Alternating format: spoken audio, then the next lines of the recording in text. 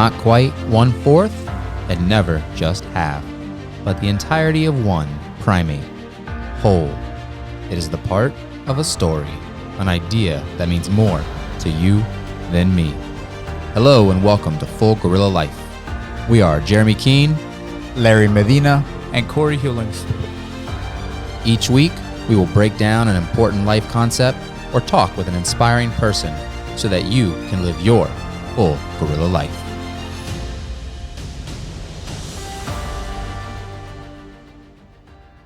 All right, everyone, welcome back to Full Gorilla Life. We're in studio today with Jim Hill, who is an entrepreneur and a former mayor, city council member. And Jim, we'll let you introduce your businesses real quick before we get into the Gorilla Gauntlet. All right, sounds good. I was in the golf industry as a golf course superintendent for many years. I've been in the golf industry for about 30 actually total. And several years back, I had some issues on the golf course where there were some difficulties, and there was no way to solve the issues in the industry. So you basically had, let's just go for instance, like the greens. The golf course greens all have drain systems in them. So if the drain system failed, the only way to fix it was to basically dig up the greens and replace them. So I actually developed a process to reestablish flow capacity to the drain system without having to replace it. It's pretty cool stuff. I use advanced technology, stuff that was used in other industries. So I looked in the golf industry to see if I could come up with something for it, and there was really nothing there. So I looked outside at other industries, and it's oddly enough, like landfills are built very similar to a golf course green. And so they do some processes in the landfills to fix out the drain system on those.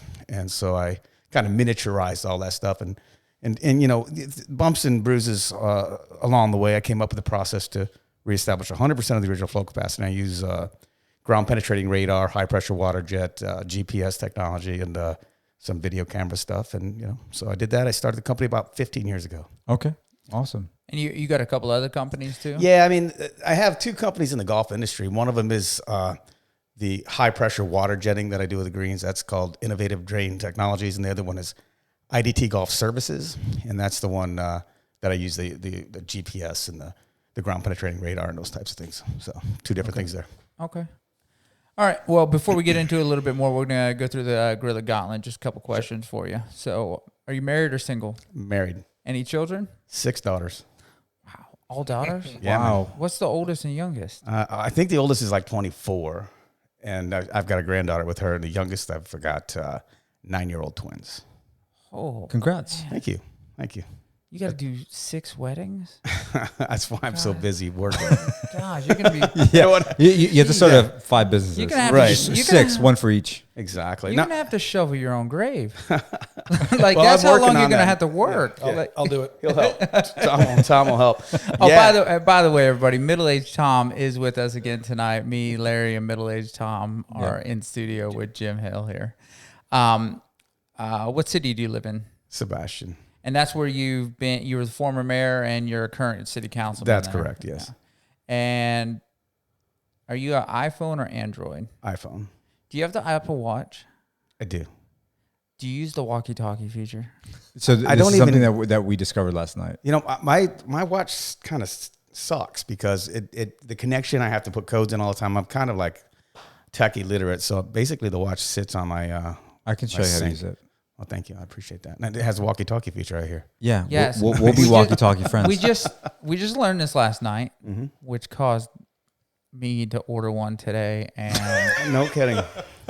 Did you my really wife, order one today? And then my wife said, "If you're getting one, I need one." Sweet. So I have 2 new walkie-talkie friends? Yeah, they'll be here Thursday. This is great. How does that work? This is great. Is it like text? 3 or 4? It's just like Nextel. 3 or 4. Oh, is that right? Yeah, 3.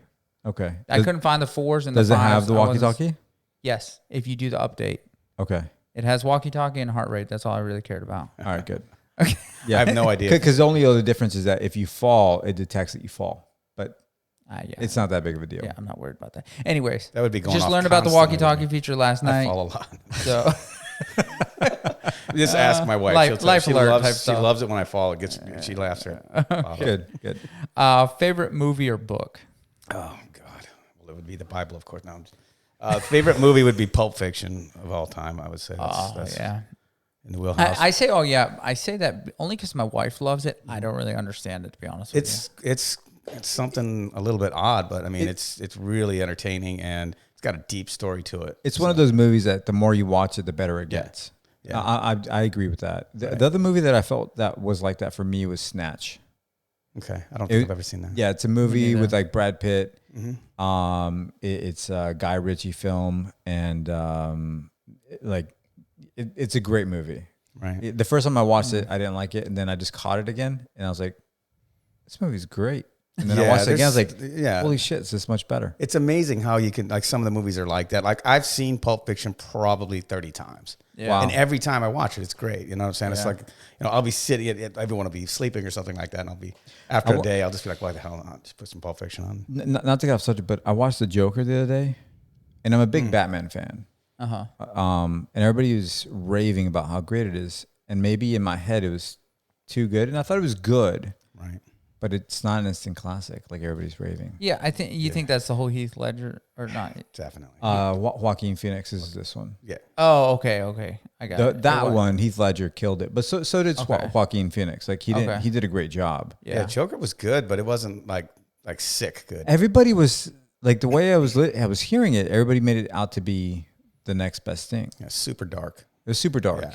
And it was good, but it wasn't. I don't know. Right. I'm probably never going to. I have a favorite book. Sorry. I've seen none of these movies. Yeah, Tom, I'm right there with you. Like Pulp Fiction, I've only seen because of my wife. That. Snatch, Larry says it's a great movie, but he must be the only fan because nobody in this room has ever seen it. Agreed. I said it the first time I watched it. I didn't like it. Brad Pitt probably grossed like $12 on it or something. It sounds sure.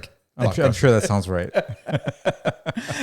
Anyways, Jim, go with your book. My wife is an author, so I'll use her book. What's it called? Don't You Tell.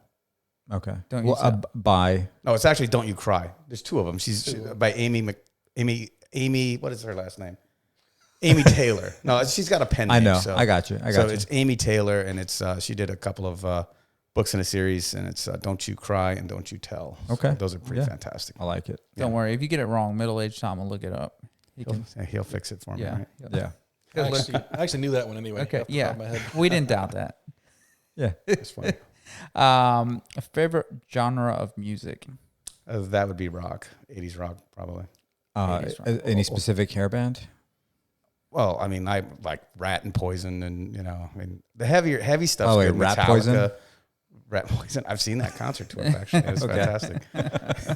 Cinderella was there with them, so any of that's pretty good. I'm about 10 years older than you guys, so I'm like a little ahead of you in the. Have you seen the Geico commercial with Rat playing in the basement? It's great. I think it's pretty good. It's really good. It is a good commercial. However, I've also seen Rat and Poison and Cinderella and Def Leppard. Yes, you have. Yeah, with me. I was actually going to go this year with Tom, right? Because Motley Crue was Motley was yeah. I was down to go. I'm sure you would have went. Absolutely. Yeah, it would have been fun. All right. Reservation or just walk in for like a restaurant? Oh, just walk in. Favorite type of food? Barbecue. Like what kind of barbecue? You can't just throw out barbecue around here. All right. It's either Texas, it's garbage barbecue like Sonny's or Woody's. No. Unless you guys want to be a sponsor, then we'll quit saying that. or Arby's, whatever. Now, there's a place that I stop just to get smoked turkey, believe it or not. And that's not my groove, but like I like brisket, whatever. Okay. Texas barbecue. Okay. So good barbecue. Actually, St. Louis barbecue is pretty good too. Yeah. St. Louis uses a lot of sauce though. Yeah. I'm not a sauce guy like that. So where do you stop off to get turkey breast? I can't think of it. It's about 2 miles off the interstate, and it's just south of St. Augustine. Okay. I can't remember the name of it because I'm an idiot. It's like like in a rural area. Yeah, very rural. It's like it's what it is. It used to be a trailer parked next to a gas station, I think. and now they kind of built around it, and it's basically just a smokehouse. Yeah, it's like a billboard right off the highway. Yep. Yeah. I think I don't know the name of it, but I think I know what you're talking about. That's good. Solid. What type of vehicle do you drive? Pickup truck. Have you always been a truck guy or? Yeah, pretty much. Yeah. And last but not least, beer, whiskey, or wine? Beer and whiskey's fine. Yeah. Yeah. Not a wine guy though? Not huge. No. Yeah. What about bourbon? Bourbon's good. It's a type of whiskey, but Yeah, is it there any is. bourbons that you like specifically?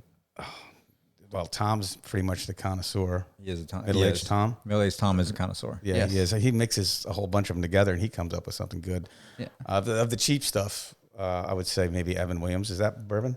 Yeah. So the cheap stuff, Evan Williams. That's like gutter Jim Hill stuff there. But Okay. I appreciate that. Hey, It's good though. yeah, it's good. It's good. Yeah. I've had some Evan Williams with Tom. I like And, Bullet. Bullet's good. Tin Cup. There's a couple of good ones. Never had Tin Cup. That's pretty good. It's got a little shot glass on it. It's pretty Okay. neat. Yeah. Tom, have you had Tin Cup? I have not. Don't own it, actually. That's weird. Among the 45 bourbons I have now. Don't tell Yeah. my So wife. I brought some from Texas, Right. a Texas whiskey. So you have to give it a shot. Absolutely. All right. Yeah, for sure. all right. So you started 3 businesses. You told us the Right. 2 golf ones, and then you started. What's your other business?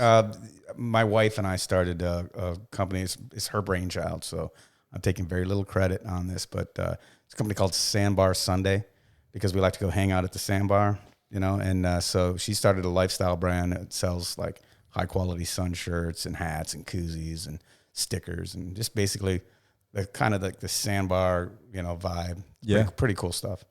Yeah. and how long's that been going? 3 years maybe. Yeah. It's a great lifestyle. It's a great lifestyle. I dig it. We go out to the sandbar as often as possible. Yeah, for sure. Now, so what's your career path, right? So obviously you didn't just start off with owning a business. So what led you to here? You're in the military for a while, weren't you? I was in the Air Force. When I got out of I went in the Air Force in the late 80s. When I did my time, and then when I got out of the Air Force, my parents had moved down to Florida. So I'm from Michigan originally. So I went back to Michigan thinking I was going to move back there, but I was stationed in Las Vegas the entire time I was in the Air Force. So the climate there is a little different than Michigan, right? Yeah. So I went back to Michigan after the Air Force, and it was like in March, and we got like 2 feet of snow. And I'm like, what is this?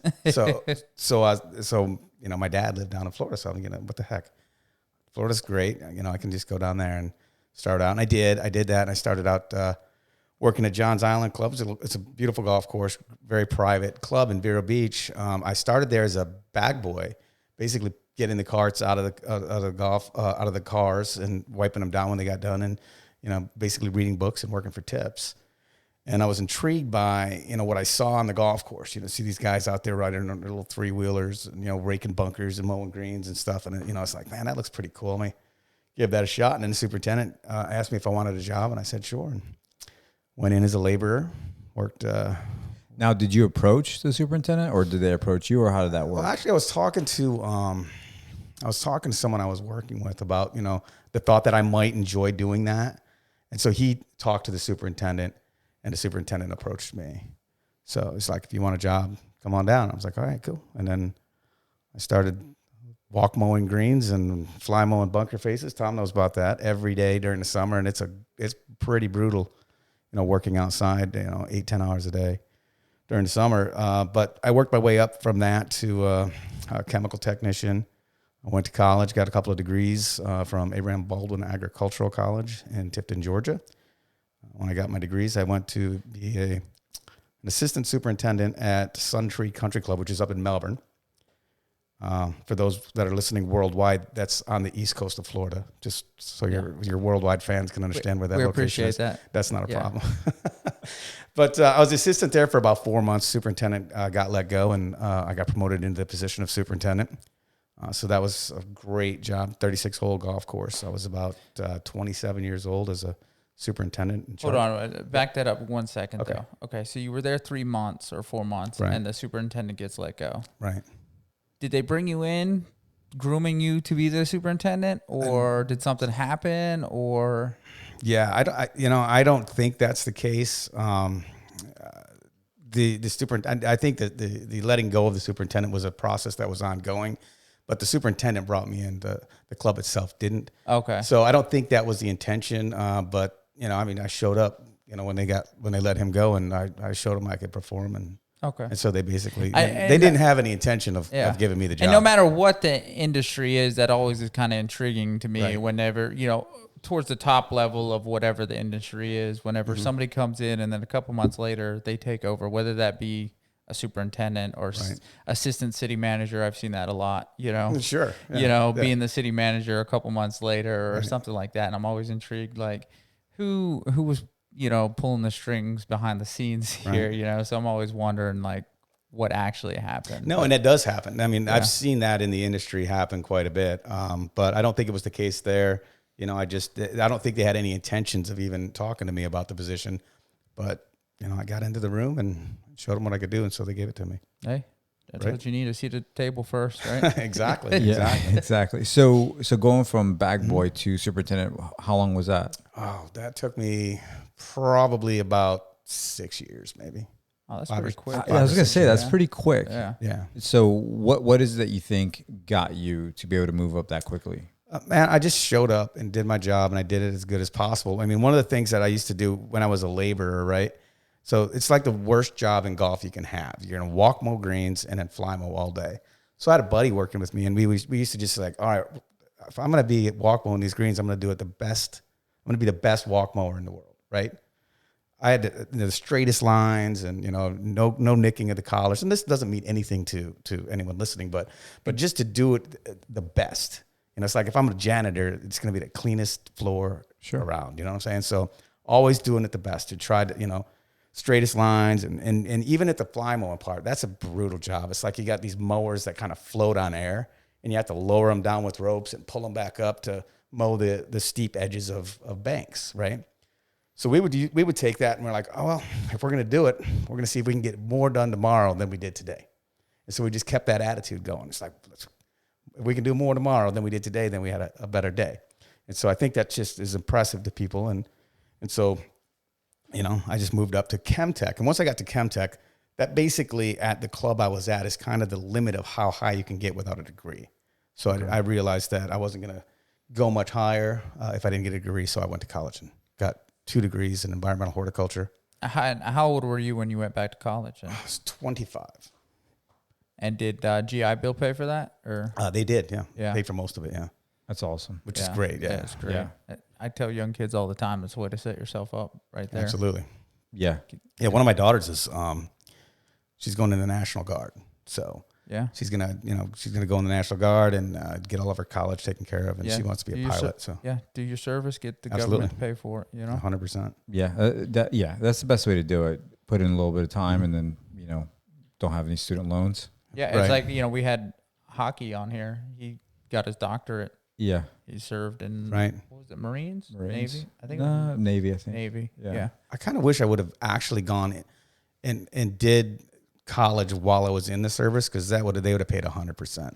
I still have some student loan debt, but so how does that work? Not a lot. If like, let's say I don't go while I'm in the military, but the GI Bill, how does that work? No, they just pay. There's an amount that they will pay per semester or whatever it may be. Now I went to Georgia to college, so I had to pay out of state tuition. So that tuition was like 3 times higher than it would have been if I had gone to Florida. Yeah. But so I had to make up that difference basically. So were you working in a golf course in Georgia as well? I was full time. I was an assistant superintendent at a small par 3 golf course up there. Full time college, full time work. Got 2 degrees in a year and a half, and then I went down to. Now, did you always like golf? I mean, I did. I liked playing the game very well. Even when you were in Michigan, you liked playing golf? I did, yeah. I played on a high school team for a minute, and then when I was 16, I started playing. So what's your handicap? Golf. Higher than mine. I don't know if that's true. I really, right now, I don't think that's true. There was a time when you could. I haven't played golf in like 3 years. Exactly. So it's not great. I don't play as much as I would like to. Sure. When you become a superintendent, you don't realize that you're on a golf course every day, but you don't have sticks in your hand. So you're not playing a whole hell of a lot of golf. You're basically out there on the golf course the whole time. And then you spend, 60 hours a week on a golf course, and then you're kind of like maybe not wanting to do that on the weekend. You know what I'm saying? Yeah. So how do you feel about guys that go out on the golf course and maybe hit the ball from the cart? I think it's great. No, I don't. As long as they're not messing up the golf course, I'm totally cool. I mean, I like to have fun. You know what I'm saying? And I've got a group of guys that you know, they're on any given day, you know, something real sketchy might happen on the golf course, but never causing any damage. Like if you hit a golf ball off a green, I might shoot you, but if you're just messing around, you know what I'm saying? It's not as big a deal. Yeah. Okay. Yeah. Now people, what about people that are loud? Again, we listen to music when we play. So, I mean, do you get frustrated when you play golf? Like I see guys like snapping their golf clubs and stuff like that. Yes, I get very frustrated. As I've gotten older, I've kind of mellowed a little bit. And I think I just suck less too, maybe. So that's why maybe I don't. Oh, see, I'm really actually pretty good. Like I just, you know, if the ball's too far away, I'll just drop it. I'll just get another one from the bag. That's why you bring more than one, you know?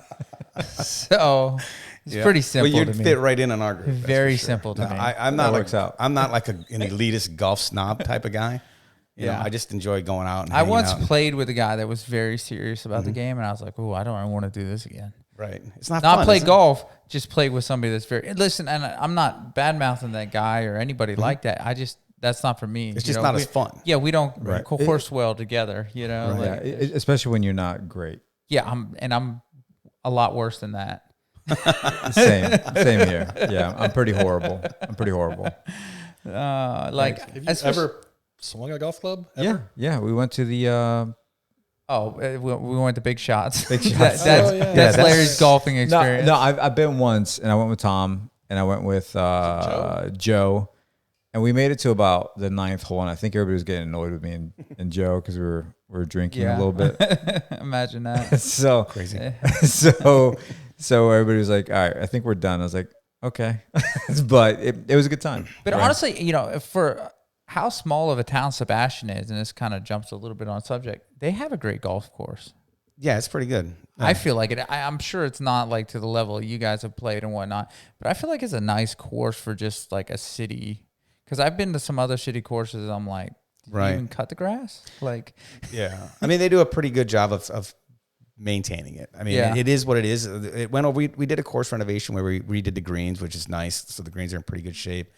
We cleared out some trees, and so we did a few different things to make it better. But it's pretty much always been a decent golf course, so it's fun to play. Or maybe I just like the wide open fairways. That's what, I was just going to say that. It's that's because probably why I like it.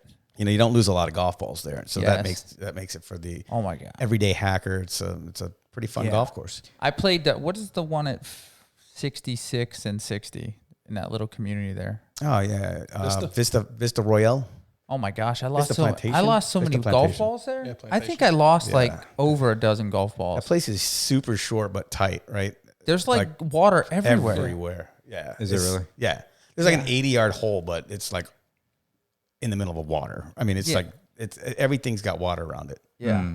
It's So. just like I just kept losing balls. I was like, it's all right. You really cannot you can't get the driver out there. Yeah. Because it's so narrow. Yeah. It's a fun course. So golf is a great game. You know what I'm saying? I mean, it's an outstanding game, and you know, one of the things it offers is careers, and you know, it's huge for the economy too. And I've done quite well in the golf industry. You know, and it's a lot more than just grass and people driving around hitting golf balls. It's really cool. Yeah, this is my first paying gig. I worked at a driving range. Right on. Like my first actual paycheck came from golf. Well, it was just a driving range Where was that? in Holden Beach, North Carolina.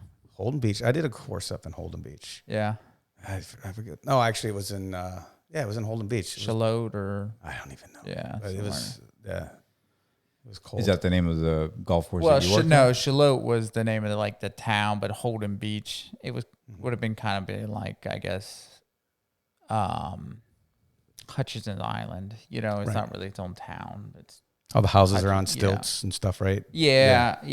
It's a nice little town. It shuts down during the winter. Right. Absolutely shuts down. Like even the driving range is shut down. I don't know until probably May or mid-May, and then they close down again. October. So and that was the whole town that was shut down. Ah, gotcha. So how long were you a superintendent? I was actually a superintendent for about 10 years. I left Suntree Country Club, and I built the Majors Golf Club. It was an Arnold Palmer signature course in Palm Bay. So I got in on the ground level of that, where we were still in the clearing phases of it. So I got a tremendous amount of good experience in that. I was the grow-in and construction superintendent on that property. When you say build, you mean like you got to like help design it or help? No, I was just I worked with the architect and Arnold Palmer. He was there a couple of times, but his lead architect would come in. And Did you get to meet him? Oh yeah. That's cool. Yeah, Did he ever order an Arnold Palmer when He you were didn't, around? but he peed in the 18th greens well. That is a great story. It is. It's fantastic. He had freaking great story. All right, let's hear this. no, he drove in a Buick, and he Okay. had Cooper tires on it, right? So those are his sponsors, Yeah. Buick and Cooper tires. And we rode the golf course. Me, Arnold Palmer, and Ed Say are in the back of a pickup truck, just riding. Who's Ed Sayer? Ed Say is one of his like guru architect guy friends. And so we're riding around. We're riding through the whole golf course, and we'd stop periodically and look at something. And then we stopped at the 18th green, and 18 and 9 were right next to each other. And so he kind of walked out down into the 18th greens well. We had them all welled out, and I think they were just putting the drain system in. And he just walked over, was looking out over the 18th fairway, and just took a piss. I was like, So did he even give you a warning? No. He just whipped it out? well, I wasn't next to him when he did that. He kind of wandered off on his own, you know. Okay. He He knew what he was doing. knew what he was doing. And he's one of the coolest people I have He sounds ever like met. it. Look, so if he you're- pissed in the 18th greens well, right? And then he sent me a pewter like umbrella, because that's one of his things, right? He sent me a pewter umbrella for Christmas. And then he sent me passes to the Arnold Palmer tent at the Arnold Palmer Invitational, right? And so I go to that with my wife. We walk in the tent, and Mr. Palmer comes walking up, and he said, "Hey, Jim, how you doing?" He reached out and shook my hand. He remembered my name, and I only met him like once or twice. So I thought that was That's pretty cool. impressive. Yeah, I mean that is really neat.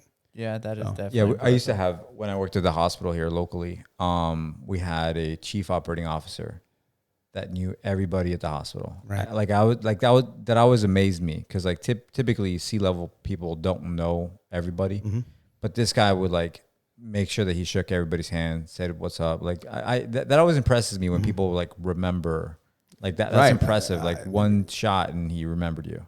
Unbelievable, right? And so I know there's like one guy locally that I know is like a savant like that. It's Wesley Davis. I don't know if you know Wesley. I don't. But he'll remember every single person he meets. I can't remember, a guy I meet 2 seconds ago. I have difficulties with the Yeah. names, Yeah. And I'm a politician, so I shouldn't do that. Yeah. I always say, "Hey man, what's up?" Or, Hey, you. "Hey, You guy. buddy. Hey, pal." That's a good one. So 10 years go by, right? So you're a superintendent.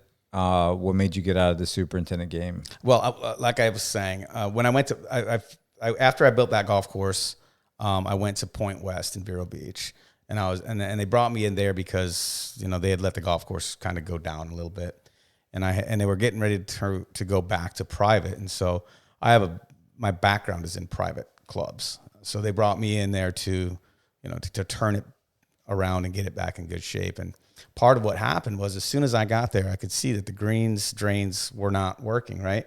And so I know it's boring, right? Greens, drains, but if like a third of the green was devoid of grass and it was completely covered in algae, and it's like, these drains aren't working. This is why these greens suck.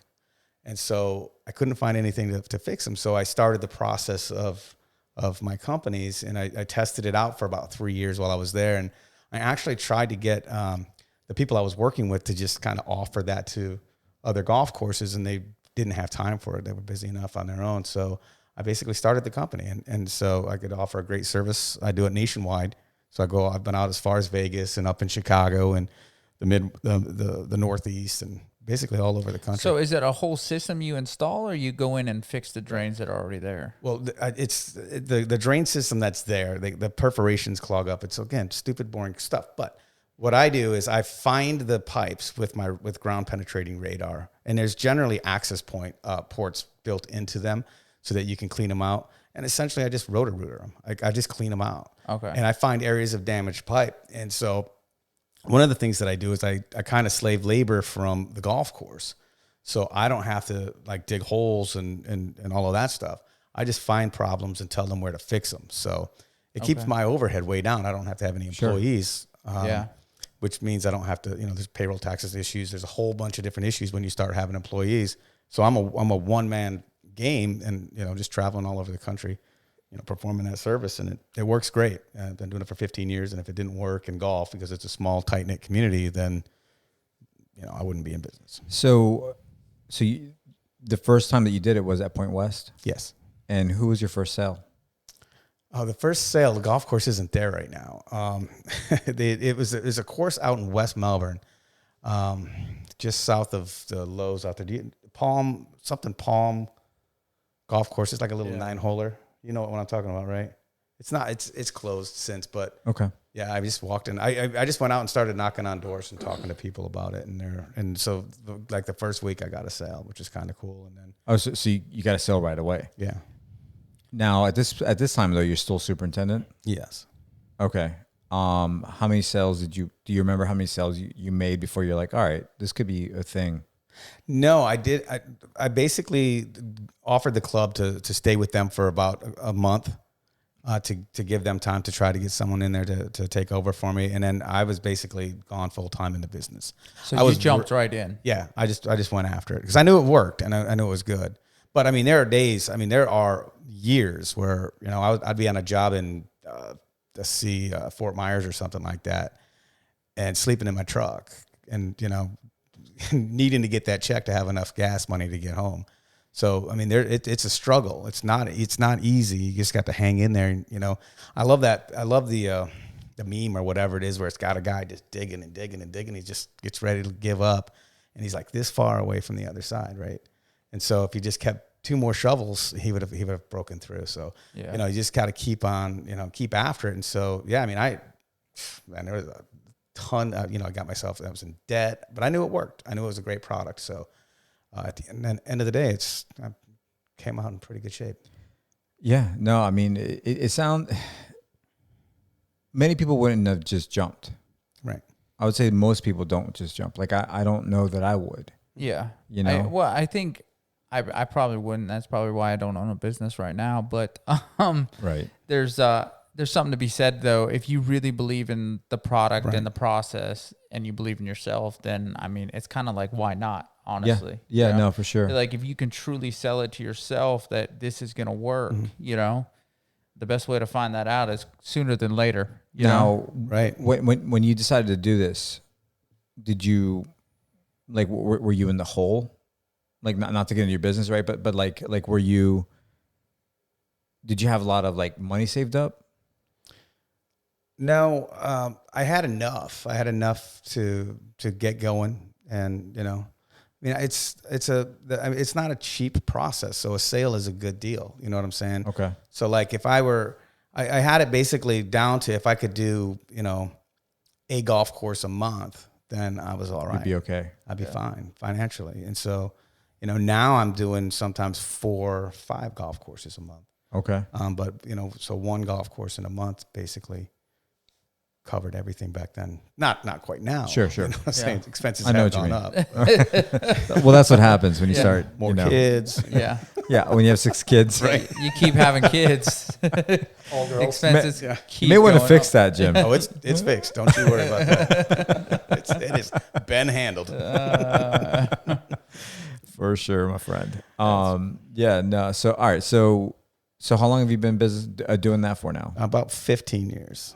Now, you said there's 2 different golf businesses. Are they the same thing though? It's similar. They're similar in nature, but one of them is more of the sort of technical end, ground penetrating radar. I've separated the technical part of it from sort of the rotor-rooter end of it. You know what I'm saying? So the high pressure water jet system, I have a system that'll run 12 gallons a minute at 3,000 PSI, and it basically cleans anything out. So that business is Innovative Drain Technologies. And then I started a new company where it's the ground penetrating radar, the video camera inspections, and the GPS. And that's, IDT Golf Services. So is it like a smaller like rotor-rooter thing than what would do a drain field, or about the same size? It's probably about the same size. Okay. Yeah, it's a little hose, a lot of pressure, a lot of water, and it just cleans out the perforations, makes the pipes work like new.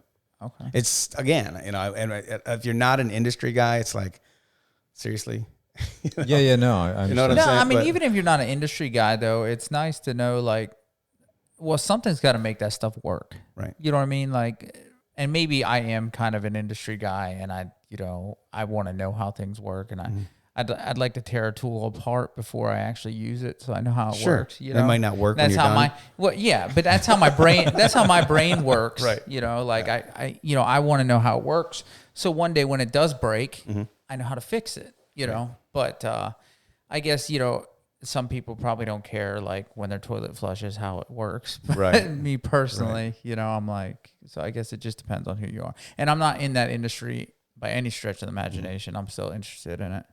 Yeah, I mean, the thing is, it works so well that I'm still in business, and I don't do any advertising. Everything I do is word of mouth. I've done some educational sessions with like the USGA guys. So the USGA had me come in and do a kind of show every one of their field reps in the country the process. So when they're out on golf courses and they see an issue on the green, they'll be like, "Oh, call Jim Hill. He can help you out." So I get calls from Chicago. Yeah. So and so from the USGA told me to give you a call, and That's impressive. yeah, it's cool because I everything is word of mouth, and so no advertising, and I'm stayed pretty busy. I mean, this COVID stuff has slowed things down a little bit for me, but I'm still all right. Yeah, it's slow down for everybody. Yeah, Unfortunately. exactly. Okay. So you've been doing this for a long time, golf course stuff, but you've been city council and mayor. How long you been involved in local politics? 99, 99 to 21 years. about 20 years. Yeah. Yeah. So what made you want to get into politics? Well, my dad was, he worked for the city of Sebastian. He was a public works director. Because it's like a thankless job. Oh, totally. Yeah. Okay. I make big money in it though. So it's Sure. The only thing is what it's all about. Yep. But my dad was with the city, and I just first started paying attention. I got my job. Started becoming more of a professional. I was a superintendent. Easy. You start chuckling when I start saying professional. Tom over here. But becoming more of a professional. I think that when you start raising a family and stuff, and you look around, and there's Sebastian back in the day had like 6,000 people there. When I moved there, now it's like 26,000.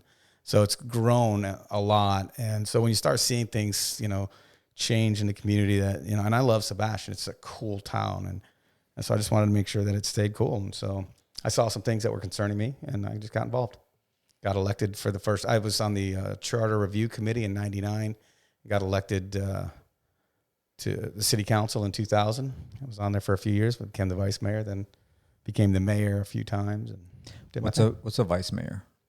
The vice mayor is the mayor's vice. Okay. So No, like, it's president, vice president? That's correct. So it's basically the chair. If the mayor can't attend a meeting or an event, then the vice mayor would step in. Yeah. So, okay. So how long were you that? I've vice mayor? been the vice mayor probably 6 or 7 different times, and then Okay. the mayor 4 times. So Sounds like the rain's coming, huh? Yeah. Sounds like something thundering. Yeah. Hopefully our wives don't get caught in that. they're not. Are they playing golf? No. No. They're exercising. I don't know. We're like, no, we got a podcast. So about 20 years in local politics. How has that treated you? And you alluded to it's a great paying job in a small town. That was obviously a joke. Correct.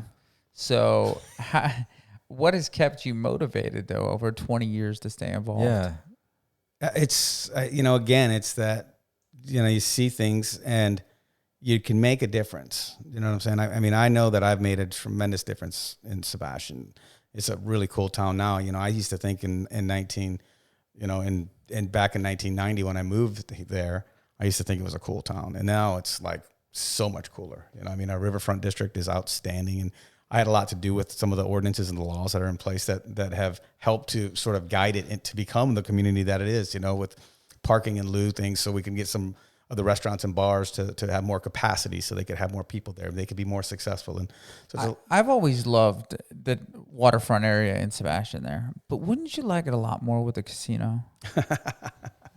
I'm gonna probably go with no on that one. No, I mean, You sure? yeah, Like I'm pretty sure, 100%. dude. I lived in Vegas for 4 years, so I know. I'm So pretty you'd solid. probably want like, we Yeah. should bring that here. Yeah, no, right? no, I'm really not like that. I like gambling and I like throwing some cards, but yeah, I don't see a casino as being a fine accoutrement to the Okay. riverfront. All right. What about at least open container, right? Like I could get on board with that. like walking down the riverfront. I Like, could definitely get I on don't board see with why that. there's not open container. So Sebastian. this And is this a- is coming from, I don't drink at all. No, Never had a that's- drop in my life. But I feel like if Right. you want to walk down the river and have a drink, like that shouldn't be against the law. It shouldn't. And so there's a great story here. So we have these cool festivals down at the riverfront. I don't know if you've ever been to like the clam bake, the shrimp festival. I grew up in Sebastian as well. Okay, I've right. been here since '94. Okay. So So you know that we have some cool events. yeah. Prior to my being on city council, there was no alcohol sales in the parks. So those events couldn't go off. So I was part of changing the ordinances that will allow us to have those festivals so that they can, if it's a city sponsored event, you can have the open containers in the parks during those festivals. I could also get on board with saying, anything on Indian River Drive, you could just, get your little. Is that a city Sebastian? Like that's not a state thing. Like you guys could. make No, that happen? that's not a Oh, state yeah. thing. Oh, we can make. Yeah. You can't drive in your car, Holmes. No, I get Yeah. that. But you can. Yeah. Yeah, but if you want to walk from Mulligan's to Hiram's to Hiram's. Tiki, Which that would be cool. yeah, because I think so. That riverfront, which we walked yesterday. Yeah. Yesterday. Yeah. I love that area because to me it has a very Key West vibe. Absolutely. Because there's like a bunch of little bars and they're all great. And especially what we're going through right now, where people might not even want to stay inside at a bar, Right. and they can serve it to go anyways. So it's kind of like one of those, like, Well, just have have it. Yeah. Yeah. Well, I could get on board with that. We're actually going through the land development code right now and going through our regulations and stuff. And, I like, when you go to some of those places, you see like Captain Hiram's could have a little kiosk out in their parking Yes. lot where they could just like sell ice cold beer out of it. You know what Yes, I'm saying? So you exactly. don't even have to go in. You just stop by. Yeah, the that's what I'm kiosk. talking. Yeah, So how do exactly. we make this happen? And No, I'm working each on one, it. each one of those. What are we doing? Yeah, each one. Just sign it in, Jim. Yeah, Okay. Yeah. Executive order. yeah, and each one of those places, could have that exactly, and you could just, stroll along. And I do appreciate that Corey's the one that brought this up, We and could he's have had done like like the beer mile yesterday instead of just walking. Yeah, I would have been. Speaking of beer, you might. But no, I tell you though, it's a good idea, and I would even like to see like if you get like all of the bars like sponsor a cup. Yeah. Right. And then you can just take your cup to individual bars, just like do a pub crawl or something like that, and they check it off or something like that. That would be Yes. awesome. That Right? would be Yes. awesome. And then we can open up a And on that note too, the cycling. What's it called? cycling. we need a spot in Sebastian. Rickshaw. No, what's it called? I don't Oh, the remember. cycling bar. Yeah. What do you Yeah, mean? yeah, The thing we did in pedal. Sebastian. Oh, Bar to bar? the pub, the pedal pub. Pedal Pub. It was Dude, fantastic. It was great. Yeah. Yes. Because they don't serve beer on the pedal pub. You just get on and get off, and you get your beer or liquor or container. whatever. Yeah. And then you get back on. And Is that right? You can't drink on that thing? No, you do drink on it, but they don't actually serve the beer to you. I see. You stop at all the bars along the way. Yeah. So basically, on the trip, they're giving you a history lesson. They stop off at X bar. You get off, and you get a discount for whatever, and then come back in, and I love it. it's Yeah. great. It's a great time. Yeah, and Sebastian's just the kind of place that I think can sustain stuff like that. You know what Yeah. I'm saying? And they can also sustain food trucks. Why don't we have any food trucks in Sebastian? Stop, Jim. No, I'm dude. There are issues with the food trucks, and a lot of it has to do with like a brick and mortar building has to pay a lot of taxes and parking, and it's really expensive to have a restaurant. Yeah. Right. But it's not really expensive to have a food truck. And so if you're competing, if you're allowing someone to just kind of move in and start competing and not have to pay those absorbent taxes and pay for the land and pay for the parking spots and pay for the wait staff and all of the things that go along. I mean, hell, they have to pay for dumpsters and they have to pay for, there's so many ordinances and everything that are in place, and they're not restrictions. They're there to, it's like, because all of those things have to be handled if you have a building, right? So to allow someone to like pull a taco truck up in a parking lot over there is kind of allowing that competition to go up against the people who are actually paying the taxes in the community. And I get that side of it because I've thought about that side of it for a while. But there are obviously a lot of big cities and stuff that allow them, and there has to be a way. There has to be a way that they can be cohesive too, because there should be a way for somebody that's small that doesn't have $4 million to go set up on the waterfront. You know, like I shouldn't have to have $4 million to open a restaurant. You know, Right. I don't disagree with that, but again, and I think you're kind of like, personally, I think you're kind of pushing one side out because of absorbing. And by you, he doesn't mean you. Yeah, I mean the city. why are you I up mean, in my grill, man? Yeah. No, I would just say that, you know, there's got to be a way that you can they could set up in a certain area if it was an owned lot with parking, you know? What Right. I mean, So there's these things called the poke bowls. I don't know if you've ever seen those. Have you seen like No. it's like a poke bowl or something like Yeah. that, where Oh, it's like yeah, yeah. sushi and rice or something. Yeah. Or yeah. Fantastic. It's the lazy man sushi. Right. So I got a guy in town that wants to do that, and he owns property in town, and so he wants to do it on his property, but it's a trailer, and you can't serve out of the trailer. So there would be, I would think that some form of a provision, like you were just saying, if you own the property and you park a car there, it's still not like having a building and having to pay for all of the, you know, the things that go along with that. It's super expensive. Yeah, but you don't get all the, you know, you're not going in and sitting down at Mulligan's, you know, either. So, I mean, you're not getting the same crowd there, you know, like to say that, No, you I know, got you're after the same people is kind of, you know. Food trucks are tough. I mean, food trucks, they're a little tough, but I'm trying to get away that, like, that kiosk, that poke bowl Yeah. kiosk can be done. Like Taco Yeah, Mobile. that's what I'm saying. If you had like a lot, like when we went to Austin, you know, there's several different lots that are privately owned, and they have maybe 4 or 5 food trucks. So it's somebody that owns a lot, and then they lease out a spot for a food truck. Yeah, they got like 4 or 5 food. So they Right. have their own parking there. They have their own tables. They pay their own taxes. You know, there's all that is still involved. And then there could be some type of fee to, you know, it's not like they're setting up there for free. So we're flexible to the point where, like, remember when bars had to close because of this COVID thing? Yeah. So bars had to close. So we worked with Mash Monkey to say, all right, while this is going on, you can get a food truck in here so that you're a restaurant now. You know what I'm saying? And I appreciate that. Yeah, so absolutely. we are willing to work with people on certain things, but I mean, we got to take some baby steps here before we're going to go out and jump on a food truck thing. I want some delicious food trucs. No, I hear you. We want some variety. Yeah. That's it. That's all we're asking. I want a taco truck. Yeah, he's tired of my tacos. Yeah. I can understand why. And you went immediately to taco truck, which I was like, oh, I want a taco truck. That sounds like Yeah. it's like the best food truck. Let's be honest. I'm just besides thinking maybe of like when barbecue. we're in Austin, like it's so great. Like you go to one spot and there's like 5 or 6 different food trucks, and you're like, you can Or- eat or from DC. each one of them. In DC, Oh, in DC. Oh, it's my God. stupid. Right And listen, there. I in- understand that you got big city stuff, you get big city problems. I don't want that either, you know, but I feel like there should be some type of in between. I mean, Disney Springs has a taco truck, right? I mean, I saw you hammer a couple tacos out of the taco truck at Disney. If there's a taco truck around, I'm hammering tacos. Now, we'll probably just like agree to disagree on the taco truck issues. It's just that I think that we've delved into like farmers markets and stuff like that because I like That'd be cool, I like too. the Yeah. festivals and the markets and stuff.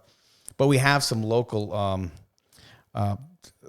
Produce people. that are like, Kroger, yo, what's yeah. up with that? Like Saturdays and Sundays are my big day, so you're going to take my Saturday away by having a green market with out of town people coming in. So there's a lot of different things that we have to look at, like every single layer of it.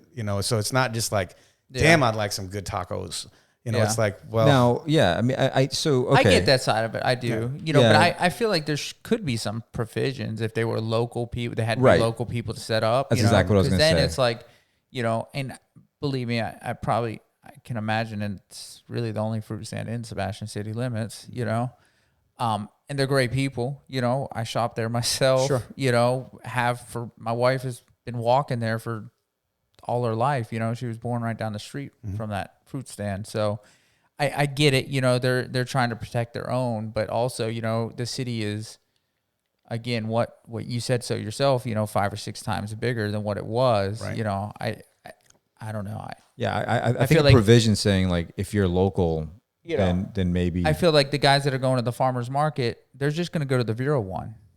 no, I don't. Yeah, Again, you know what I mean? again, we we didn't just sort of acquiesce to we don't want the competition. And I don't mean to be putting you on the spot. We try to figure out ways to do things because there's a farmer's market basically at the Catholic Church once a month. Yeah. You know what I'm saying? So, I mean, we're flexible and we work with people, but we can't, I get it all the time. And I totally understand the question. It's like, well, why the hell can't we just do this? Yeah. There's so many intricacies involved. And it's like, well, I've got 40 businesses on the riverfront right now that all want to put a kiosk out in the parking lot and sell beers out of, right? Yeah. And so are we going to limit that? Are we going to, so anytime you make these adjustments to the regulations, there's always an effect. Yeah, there's a cause and effect for sure. Yeah. So, we got to, and again, I'm the baby step kind of guy, because it's like, once you let the genie out, she's tough to get back in that bottle. So, so I'm like, all right, let's just take these little baby steps and let's see the changes happen. But, and we can always, make adjustments to them as we go. But, I will say this. I do love that riverfront property. Like it's just. Yeah, it's great. Yeah. Another thing that we did while I was on there, I fought for that, the working waterfront, was it Krabby Bills? Not Krabby Bills. It's Krabby Bills. Yeah.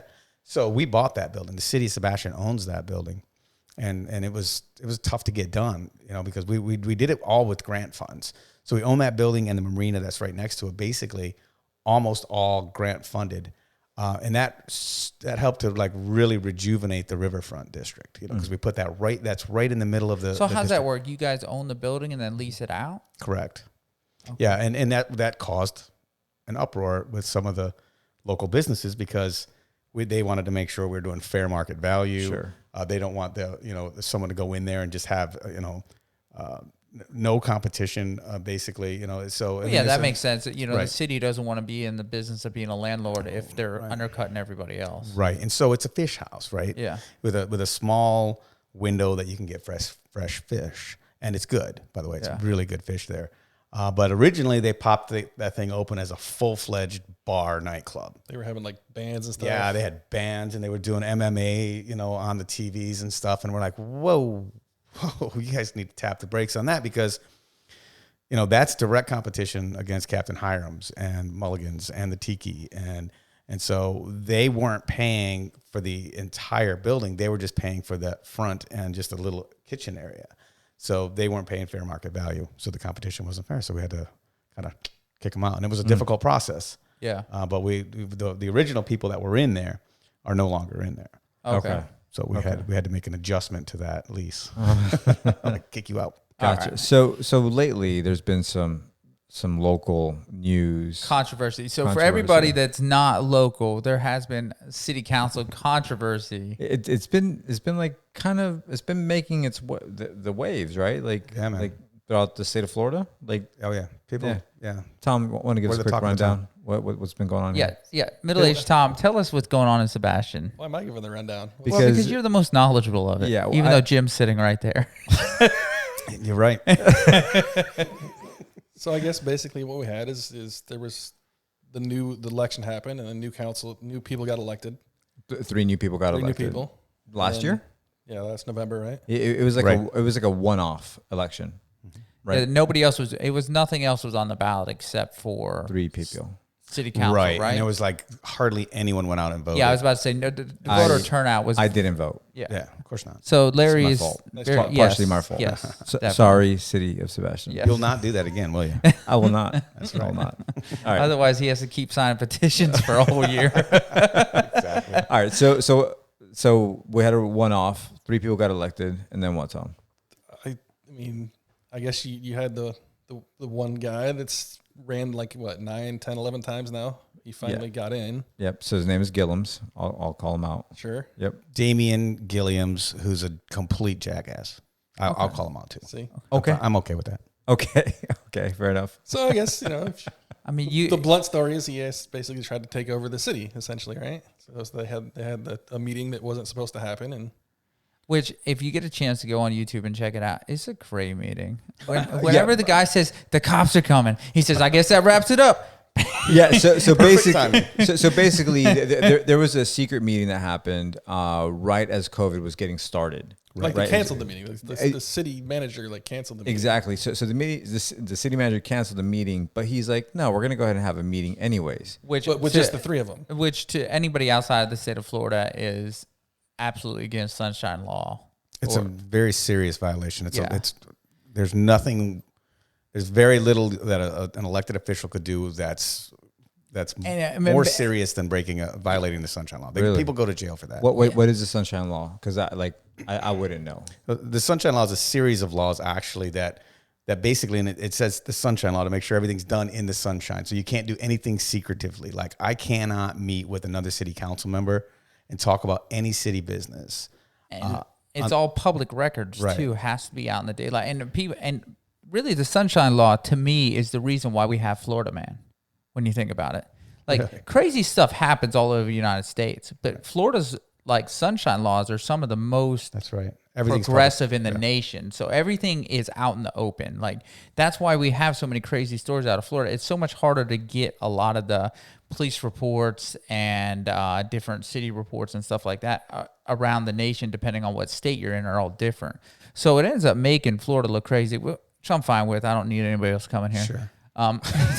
This is my paradise. Right. So Except for taco trucks. yeah, except for taco trucks. Yeah, we do need you. All right, go ahead. Sorry. So Florida Man, but Yeah. it also creates a great subreddit thread. Yes, absolutely. There's This so is many great fantastic. things that come from Florida Sunshine Law. Not only that, I believe in them personally. I don't think city council should be having secret meetings. No, it actually it makes it impossible if you follow the law to make these sweetheart deals or make like backroom deals, and that's one of the biggest problems. Like I mean, a lot of the communities you'll see that everything will already be done when people come out to the meetings. They'll already know where they're going to vote. They've already made the deals. If you do this for me, I'll vote yes on your thing, and that's just shady stuff, right? So, and that's funny that I said that was not actually intended, but the shade is what they call a violation. So if you do something that's not in the sunshine, that's in the shade, sort of, then you're not being straightforward. You know what I'm saying? Because everything that a politician does should be in front of the people. You know what I'm saying? And that's what it makes you do. And you have to also like notice the meetings, right? So you have to have a certain period of time prior to a meeting where it's publicly noticed, or we're going to have a meeting on Wednesday at 6 p.m. and this is what the meeting is going to entail, right? So that's all part of the sunshine law. Those notices, they have to take minutes. They have to be recorded. Everything, it's incredible, but everything is available for public record. But it's not just Gilliam's that you really had problems with. There's another one that was elected too, right? There's that two made more, right? What's the female that made the Facebook post? You're talking about Pamela Paris. Okay, explain. Do you know the Facebook And that is post? not a stripper name. I'm sorry. Do you know the Facebook post that I'm referencing? There's many of them. Are you talking about the one about fat New Yorkers? Or are you talking about yeah. she did a fat Yankee post. I was trying to tell Larry about it, I think, or my wife. It might have been my wife. Same and thing. I couldn't really remember. Yeah, my work wife and my real wife. I'm just I'm way uglier. I agree with that. But she's got like I don't want to talk bad about anyone, right? Of course. But like she posted something on Facebook, and some people should just not be on Facebook. You know what I'm saying? But she posted something like right after a guy got shot at Giuseppe's. And it was a tragedy that happened at one of our local restaurants. Yeah, that one killed me. Yeah, it was that one. It's heart-wrenching to drive by the restaurant right now. Yeah, it's tough, And so the day after that dude unloaded on that guy and killed him at Giuseppe, she had a post like, how likely are you to crack and shoot someone with a automatic weapon? It's like 161% it said on there. It's like, really, why would you put something like that out there? And you're a It's city council member. Yeah, exactly. Yeah, that doesn't make any sense. Yeah, but not just arrested. Right, she Like was the week arrested. before, Not what? only the sunshine law stuff. Oh, okay. not only should you not put that out because you're a city council person, you shouldn't just like. Horrible taste. I mean, that it's horrible taste, but it also, I mean, it's like psychotic delusional or something. Like I mean, I don't know. I'm not a psychiatrist, but that doesn't seem right in the head almost. Again, that's why I want to be cool because I don't know her that well. I don't know if she's really likely to do that, but But yeah, I mean, you just don't. I mean, you have to like. Here's the deal. Like I've been in politics for 20 years. Everyone in Sebastian knows me. Like I walk through Home Depot. Someone's gonna come up to me and say, "Hey Jim, how's it going?" And I don't have a clue who that person is. Happens all the time. You're in the public spotlight. You're known, and you're actually, I do my best to, like try to always stay as professional as possible when I'm in public. It's not always successful, but I don't purposefully go out there and make a fool of myself because it's, I'm representing the city. Now, who is the mayor now? Ed Dodd. And again, I don't live in the city of Sebastian. This is just a disclaimer. I don't live there, so I am okay with not knowing the mayor. All right. I'm glad. So I'm glad you asked, though. Dodd is the mayor because there was a press conference the day after the secret meeting that said the former mayor Ed Dodd. Right. So what happened? Was that there? not a good press conference? No. All right. So yeah, I think we skipped a whole bunch of details here. So just trying to hit the highlights. Yeah, I got you. But before we get into all that, right? So the meeting happened. What happened at the meeting? All right. So these guys got together behind closed doors. 3 guys. In the shade. 2 girls, 1 guy. Well, 2 guys and a girl. So Gillum, Paris, and who else? Charles Mahdi. Charles Mahdi. Right. Okay. And I'm not, the jury's still out on Charles. He just, I don't know if he made a mistake. I don't know what happened there, but he's typically been all right. You know what I'm saying? But they got together and they decided what they were going to do. And they scripted the whole thing. If you watch the video, you know that he was reading off a script. And he got ahead of himself, and Damien had to stop him a couple of times and say, "Oh, let's go to that first one, back to that first one." Yeah. And what they did at that meeting is they and I want to be careful because I don't want to say they fired the city manager because they didn't. It wasn't legal. So they tried. They tried. They acted like they were firing the city manager, fired the city attorney, fired the city clerk. Now removed the mayor Dodd and put Damien Gilliams in as the mayor.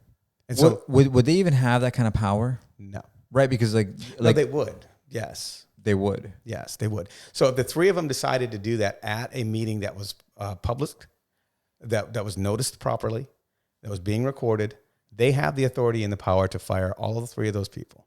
Absolutely. Even without your vote? Yes. Okay.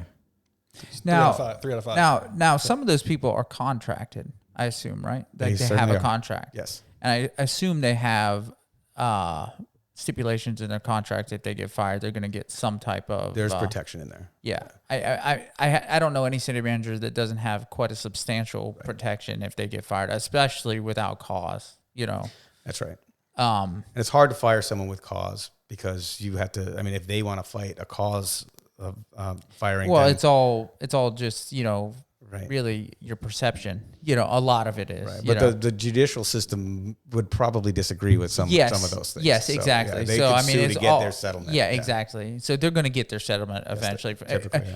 If not, city would end up paying through the nose, at least for lawyers to protect, Right. So I would assume they'd end up getting their settlement. Yeah, the city manager makes about $130,000 in the city of Sebastian, and he would probably walk away with at least half of that plus in a check. Yeah, just for getting fired. Plus his sick days and his vacation days and all that kind of stuff. Yeah. Now, what about the other ones? Would they have been like contracted? All of the contracts are the same. We do all of them the same.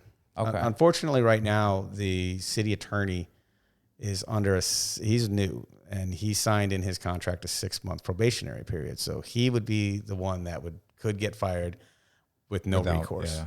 So, Okay. And how far into 6 months is he? Maybe 3. Okay. Yeah. Yeah, that's rough. Yeah, it is rough. That'll make anybody coming to the city of Sebastian wonder about signing that 6 months probationary period. It's probably not going to happen again. I can tell you. Not after something like this. Like you Right. can't you've kind of broken the trust with anybody trying to get employed there at that point. There's no question about it. Yeah. And then, we every like 6 years, I think every 5 or 6 years, we have a charter review committee.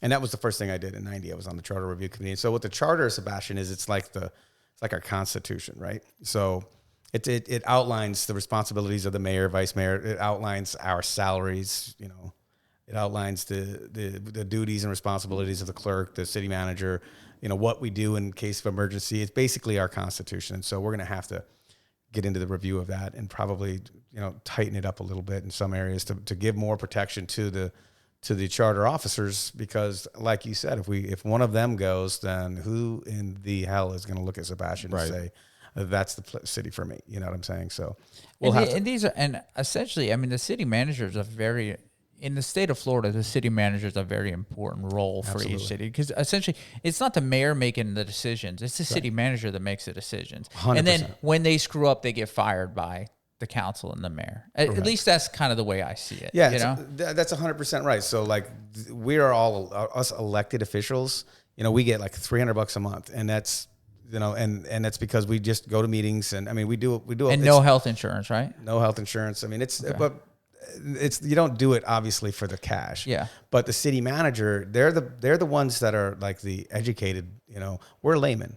Yeah. I know golf really well, and I can clean drains like a champion, but you kind of, it's a good check and balance. of course. Like five of you can be a good check and balance to the city manager, who is educated and has taken a lot of, So we're responsible to the people, right? Because if we do something stupid, they just get rid of us and bring someone else in. So that's where we're responsible to the people. The city manager is responsible to the body, which is the 5 individuals. Yeah. Now, I can't go to the city manager as a mayor or a city council member and direct him to do anything. We have to do that as a body. So the city council is what can direct the city manager, the city clerk, and the city attorney, not one individual member of it. So we have to do that on the dais in the sunshine, in the sunlight. So yeah. So it is a great check and balance, because if 3 of us decide that we want to implement a $5 fee to put boats in at our dock or at our boat ramp, right? We can do that. City manager will just go out and get that done. But he's got a professional staff out there. He's got a professional staff that does the budget, and he is an expert in many different things, intricacies about like building streets and sidewalks and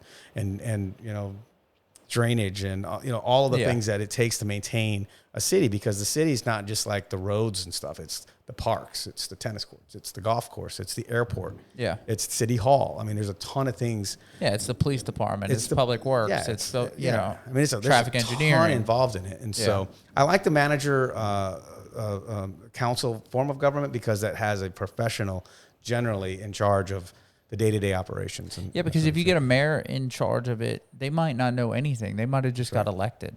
That's right. And then you happens.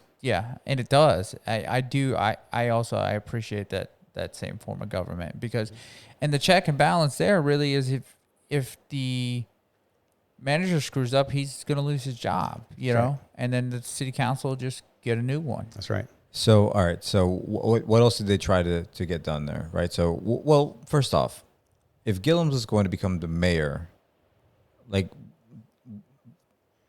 did he say what he wanted to change?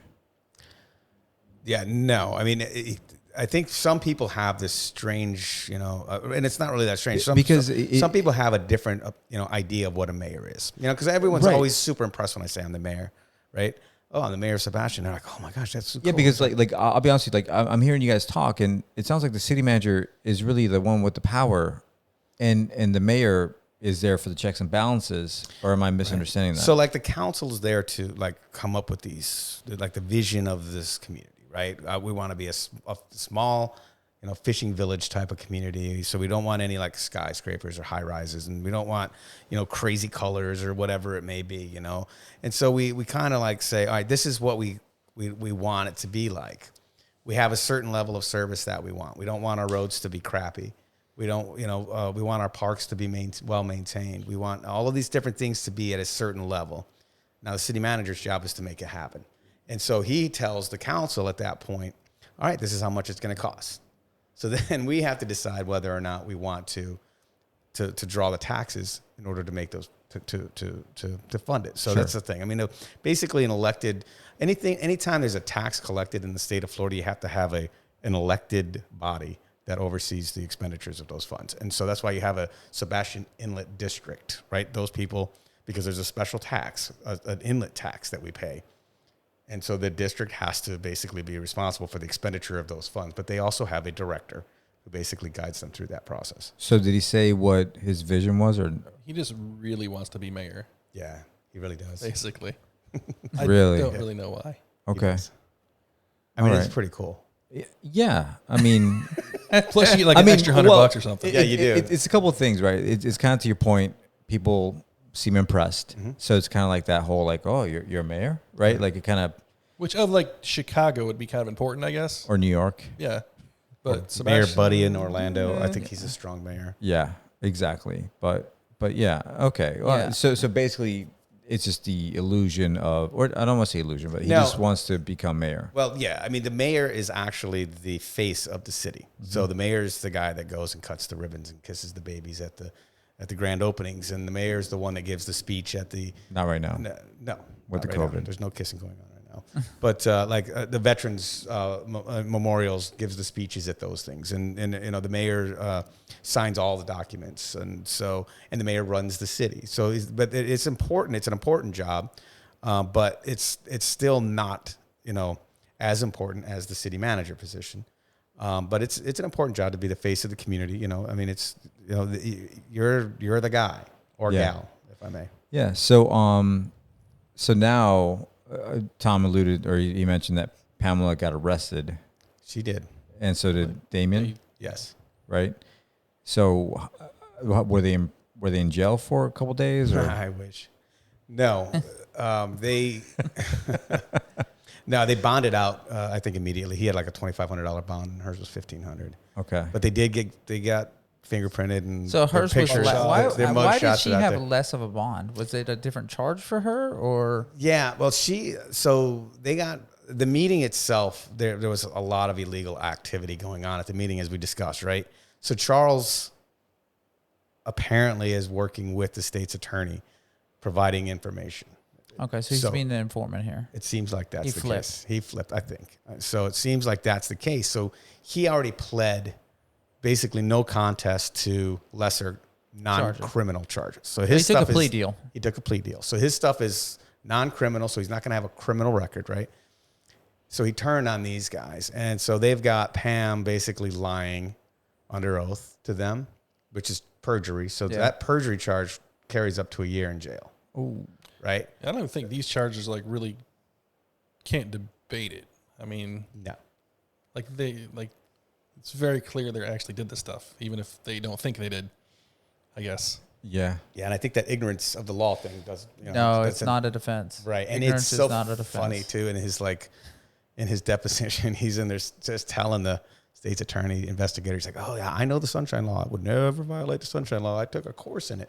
So he's basically laying out that he knows the Sunshine Law very well and he wouldn't violate it. But they caught him apparently 3 times. I guess I should use allegedly because he's not convicted yet. Allegedly. But they caught him lying at least once, so that he's got a perjury charge, and then 3 violations of the Sunshine Law for him, 1 for Pam. So I guess she's got 2 less violations of the Okay. Sunshine Law. I didn't know where there was like charges. past like record or anything like that. He's got a pretty good record. Yeah. You know what's funny is that it kind of goes back to when you were talking about earlier when you were mowing the grass and how you got noticed just by just cutting the straightest line, right? Like doing the best you can. This was his opportunity to go from city council member, be the best damn city council member, and then maybe become a mayor. Right. You know what I mean? Like yeah, it may have taken you 9-10 times to get elected to anything, but you had a seat at the table now.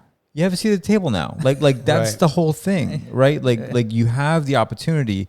Why rush it? Right. Absorb it, understand it, and then go from there. Right. And I would say you would think that would be a normal thing for someone to do, but this guy goes back a long way. He's got I believe he has a vendetta against the city of Sebastian. So he's just trying to get in there and stir up as much as he can. And he could have done something to shine a little bit if he would have just laid back and said, "All right, we're going to bide our time, and I'm going to just make sure the little things that I want to get done." And with 3 votes, he could have become the mayor. He wasn't appointed the mayor at the time. He could have gotten the city manager fired and the city attorney fired and the city clerk fired, and he can get his friends up there on the dais. But he has to have 2 more people to go along with him. And so the way he went about it was kind of crazy, right? He did it. he did something similar with an association in Sebastian, the Sebastian Property Owners Association. It was like a hostile takeover of the association. They canceled the meeting, and then he and some of his buddies who were on the board showed up, and they had the meeting anyway. It's kind of like almost an identical thing that they did with this thing. He got away with it. So he took over the organization, became the president, and now yields the checkbook and all that stuff for this, charity organization. And, so he hostily took that over, and it's almost like a dry run for what he would do if he got on council. And it didn't work because we have actual laws in place that don't allow that to happen. You know what I'm saying? Right.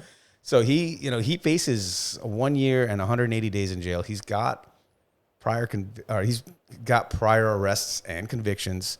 So he may end up seeing some time. I don't know that Pam will. I mean, she'll probably end up just kind of skating away with a fine and maybe some community service or something like that. It's still crazy though. Like I just don't understand. Small town politics is kind of crazy though. It can be. Yeah. Well, because it's personal. Like not enough people get involved, number one, but the people that do get involved are usually pretty passionate about it. So, yeah. Sorry. So I just feel like, when something like this happens, like how many votes did he get to get elected? Do you know? I think 1,400 or 1,500. I don't even think it was that many, like 1,300 or 1,400. So now who did he run against? Now they're getting petitions signed. The first round of petitions was what? Did they have signed? Something. I don't even know what the petitions are for. What are the petitions for that they're signing right now? So I guess they're basically trying to get enough signatures to recall them, which I guess would then put them back on the ballot in November. Is that how that works? Right, a recall. So if they get enough signatures, they'd be back on the ballot in November, and then you would vote. People would get to vote in November. Okay. So they only got 1,400 people to vote for them the first time, but they got how many signatures for the first round of the recall? About 2,600. Yeah, it's 2,000 something. Yeah. Now the city council member meetings with the public have been great.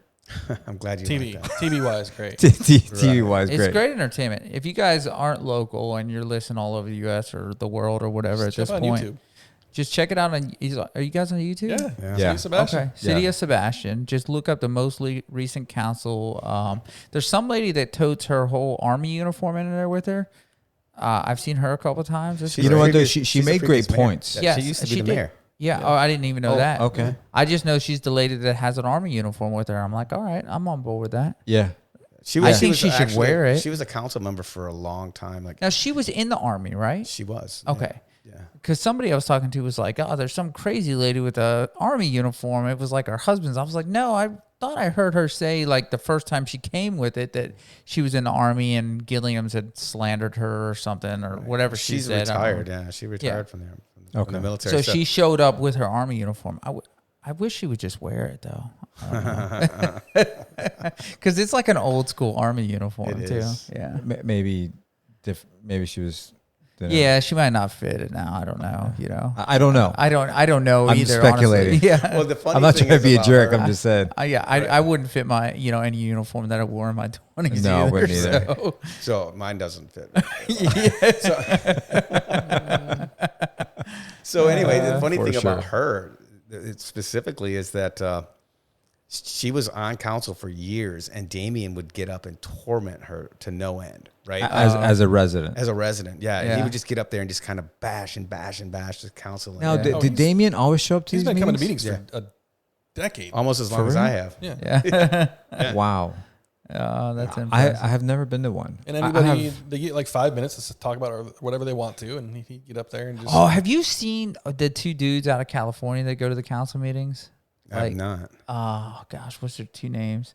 Like At Sebastian? no, they go all over the U.S. and go to council meetings where there's basically it's open mic, Right. And they get up and they like fight for like the right to party and Okay. they're That's good. oh my gosh, they're great, absolutely great. I we wish should get him to come. I know. I Right. wish actually we should I email mean, it's them not with going all, to be a good time for him, but with all the controversy that's going. Oh, it would be a good time, Jim. You would laugh. Like Probably it's would. great.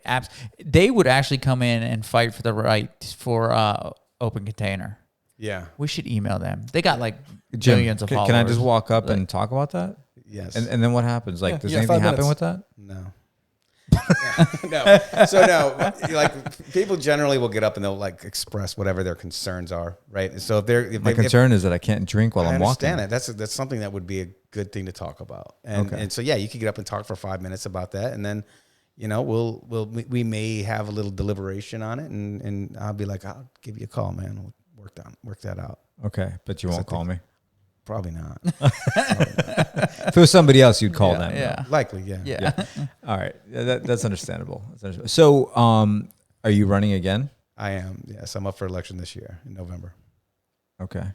Yeah, so this will be, I have to, because it seems like there's going to be 5 seats open, right? That's a lot of seats. And so I was like, and that's all of them. So I was done. I remember you. Yeah. This is why I bring it up, because Right. I remember you saying you might be done. Yeah. And so, I was legitimately like, all right, I've done a lot. It's all good. My business is rolling. So, it makes it more difficult for me to take the time to go to those meetings twice a month. Especially because you travel. Yeah. Yeah. So, the COVID thing, the one good thing about that is I can zoom into the meetings. So I could still be out making a little bit of money and then zoom in, but that's going to go away eventually. But all 5 seats are going to be open. So I just feel Allegedly, hopefully, whatever we want to say. Yeah, I'm banking on it. If they're not, then I won't run. How's that sound? So I think you were saying that they have this many votes, but then how many petitions have been signed? Well, I know that the first round was like 2,700. I think. Yeah. They Each- needed a each certain person. number, right? Yeah, they And need reached- 10% of the electorate of the qualified voters. Okay. So they reached that pretty quickly. Yeah, like 3 days. Okay. In In 3 our days. in our city's case was So- there's like 19,000 and change, right? Registered So voters. 1,100 people voted, and 2,700 people have signed against them. Yes. To get out on the first round, but now it takes several rounds, right, Tom? So we're up to, is it 3,000 they need now? 3,000 signatures? They need just so now they need 30%. So that was at 20%, right? Or was it what was it? I think it was like they needed 20%. Now they need 30%. And then is there another round after that? No, what happens now is that they'll have these signatures, I think, within the next couple of days, and then they'll give them to the supervisor of elections. She'll certify them, and then she'll send them off to the judge. The judge will give these individuals State judge? district. I believe it's district. Yeah. So the judge will say, all right, you guys, here's the deal. You guys have 5 days to resign. If you're not going to resign, then I'm going to set an election. Now the election will be set. It has to be no sooner than 30 days, no greater than 60 days, right? So he's got to pick a date for an election. Once that election takes place, what's going to be on the ballot then is a yes or no question for each of these individuals. Should this seat be up for election at the next, or should this person be recalled, which means there's going to be another election on this person. So that should pass pretty easily, I think. So how many do you got to get on that yes or no then? 50% plus 1. So 50% of the elected. Now, 50% of the people who actually show up and vote, it's just half the people want to recall. okay, So if So like 10 if- people show up and they say You need yes, six. 6 of them, yep, Yeah. they're recalled. got it. Okay. I would anticipate probably more than 10 are going to show up. If 3,000 people are signing a petition, In like 3 days. Fairly Yeah. fired up about this. well, Yeah. yeah, Local because politics. to your point, it's personal, and this guy's making And a mockery. and listen, Right. it's politics that actually affects you on your day-to-day life. Everybody Local- shows up for local the politics. Yeah, everybody shows up for the presidential election, and Means nothing. generally is not going to affect you. No, you right. know. Exactly. So it's the local politics, and we've talked about it before on this show. With Susan Adams and other people that we've had on, how important that local politics are to you. But yeah, I think they are pretty fired up about it. So I can't imagine if they only need 3,000 signatures to go to a judge, they're well on their way to that. I think what I'm hearing is that I don't have to go again. No, you should go again. No, It's funny. Larry has signed petitions, by the way. I have you're the signed petitions. reason that the city of Sebastian has gotten into this predicament in the first place. probably So my no, fault. you should be there first. Okay. Yeah, because apathy is the problem, right? I mean, Yeah. people, everything's smooth. Sebastian's great. Right. Everything's, That's the thing. and then it's like, oh, Except for it's no election taco day? trucks. Right, no Okay, taco okay, trucks. okay. But then, they're like, oh, yesterday was election day? Yeah. Right? Yeah. Right. Yeah. Right. Yeah, so, I mean, they didn't say that this year. They said, what the hell happened yesterday? Yeah. Right. You know? Exactly. So- Exactly. No, I'm with you. I'll definitely show up. For sure. Yeah. It's so funny that tomorrow we have a council meeting, right? And so the meeting is to talk about masks and whether or not we're going to, Indian River County's gone to mandatory, voluntary. That's right. Mandatory voluntary is what it's kind of like, we're not going to enforce it, but wear a mask, right? So in enclosed places or just anywhere? I don't know. I don't understand whenever they say wear a mask outside. It doesn't make any sense. My brother's a mechanic for the city, and he's got to wear a mask. Right. That's god awful. So it's like I'm cool with like in this weather. Yeah. Oh, it's terrible. Well, if you're more than 6 feet away from people, which I can imagine if he's got his own bays, being a mechanic for the city, that he's like, I'm 50 feet away from everybody. There's no way for that to travel. He works for Sebastian. He's not complaining, by the way. Yeah. I'm complaining for What's him. his name? Yes. I'm going to get with the city. No, he's in Vero. Oh, okay. Yeah. He's in Vero. Yeah. Yeah. But if you know him, I'll hook you up. But so that's on the ballot, or not on the ballot, but up for discussion at the meeting. But Damien plugged in there, fire city manager. So that's on the agenda also. So he wants to fire the city manager, and he wants a bunch of other stuff. Now I'm okay with, like back to the COVID thing. I know I just kind of shot something out there, but the COVID thing, I'm okay with. Like if you have to test people when they come into City Hall, just get their temperature checked and all that stuff. Sure. I mean, they do that at the border, still. Yeah. When you drive back into Florida, you got to kind of drive through and get your temp checked and all this other weird stuff. But so he's jamming that stuff in the agenda to try to get it done. Health insurance, he wants to get publicly funded health insurance for council members. At a meeting like tomorrow, though, you guys won't vote on that. Yes, we will. They're agendized. Yeah, so we're going to vote on whether or not we get health insurance. Vote on whether or not we fire the city manager. Which, by the way, like that benefits you, but you're going to vote against it. I am, yeah, and I would be willing to have the discussion. I'm not against that because most times they provide health coverage for Most cities. Most cities do provide the health coverage. Yeah, if the city of Fellsmere does, Vero Beach, I mean, most of them do. So I would be willing to have that discussion, all right, as to whether or not health care coverage should be provided to city managers at the same expense as it would be for any other city employee. Okay. Right. So, so the city council would have to still pay. Like if, let's just say I got family insurance through the city, I would have to write a check to the city every month out of my personal account because it would be more expensive to me than I actually make being on city council. Yeah. So it's crazy. But you can't just jam something in like that. That's what I'm saying. So it's like, well, you can technically. Apparently. yeah, but so like it's sketchy, right? Again, he's trying to get this stuff done when he thinks that nobody can come to the meetings because we've got chairs spaced out 6 feet apart in there. We've got people that are going to be out in the parking lot. Sure. We're going to have a line of people coming in, and it's just awkward as hell. And so he's trying to get this done when you can have less public input. Can we, if he can jam that stuff in, can we jam in there about the open container? Yes, but I got a better one. So there's actually and food trucks? There's actually a resolution on there to request that the governor step in and remove him and Pam from office until pending their investigation, their criminal investigation, pending the legal portion. The criminal investigation. The investigation, is done. Yeah. Now it's going to go to court because the investigation proved that they basically did these crimes. Yeah. So now we're jamming that in there, and hopefully we can get that passed. And it's kind of like a resolution to the governor to try to get these two removed. Yeah. So what would happen then? Then the governor you are basically just requesting that the governor do that, right? And then the governor DeSantis would actually have to make some type of move. He would have to make the decision as to whether or not he's going to do it. I think he's a little hesitant right now. Well, I feel like he's got a lot of stuff going on right now. Yeah. We discussed this yesterday. I'm like, I can only imagine like this 20,000 person town in Sebastian is just like a thorn in the side. Like I got a lot of going on right now, guys. Yeah. I'm guessing the governor hasn't even heard the name Sebastian yet. I mean, he's got such staff. I mean, we discussed that. His chief of staff has been dealing with our COVID. people. Yeah. And I mean, he's so busy.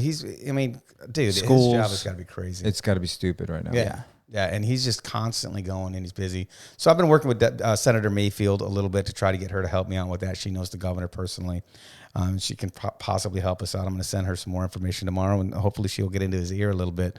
But my guess is that the governor's not bothered by the city of Sebastian at this time because he doesn't have time to get a daily briefing on Sebastian. Yeah. I mean, I would imagine on a regular basis that he's got a lot of stuff going on, but with the COVID and like you said, schools.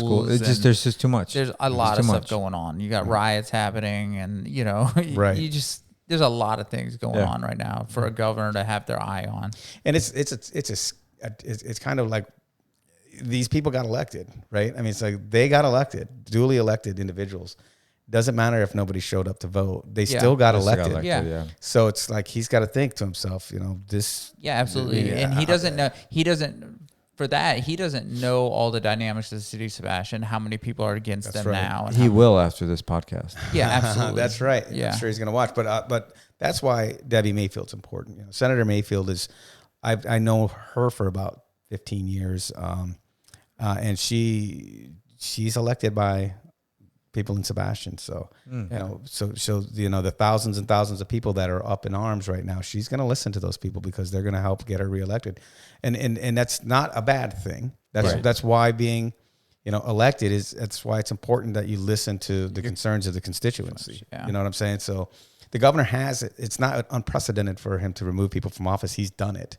Okay. So it's just a matter of getting, the right person in his ear, and his legal team on board. And then what would happen at that point? Then the city would appoint people, or would they have an election right away? That's the cool thing about the charter, right? Because it's got provisions in it that say if a city council member resigns, this is what you do, or a seat becomes vacant.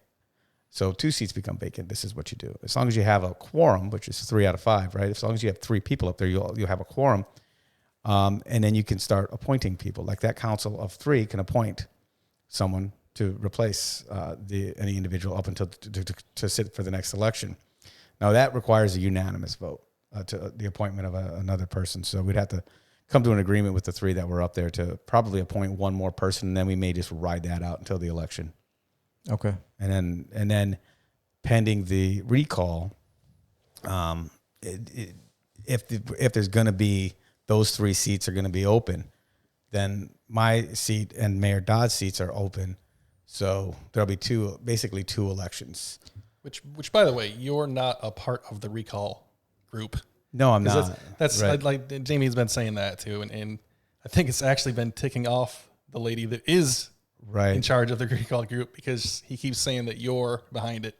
Damien is, yeah. Yes. He's purposely doing that. I wish that there was a possibility for me to generate that much enthusiasm from the voters. I've been, doing this for 20 years, and I've gotten more votes than anyone in the history of Sebastian. But there's no way I can, get that much, enthusiasm out of the voters. So people are just pissed. They're pissed, and it's like I couldn't do it. There's no way I could have gotten this group going. That had to be, just. There was a strong group of people because people that I know very personally are like walking around with these petitions and like knocking on doors that have nothing to do like politics. That's right. Yeah, that aren't big in politics at all. Yeah. And you're like have stacks of these petitions, and I'm like, because I get questioned. Did you sign? I'm like, I don't live in Sebastian. I'm not. Right. Right. Yeah. Yeah. I got asked as well. And people are just pissed, and rightfully so. Mm-hmm. I mean, I think Damien, like to me, like, and maybe I'm wrong in this, but didn't he used to rent out the Walmart parking lot like during events? Yeah, I mean he's been that kind of pain in the ass for a long time for Sebastian. And it's like the Walmart where and it's a small town, mm-hmm. and everybody just parks there. We have the events like the 4th of July. Right. We have the events like the clam bake, etc. Yeah, exactly. And like I tried to park a couple times, and he would like try and charge you when it's not that kind of a parking lot where he would try and charge you to stay, but that's the kind of person that he is. And this is Larry talking, right? Like, just so, nobody else gets opportunistic. That.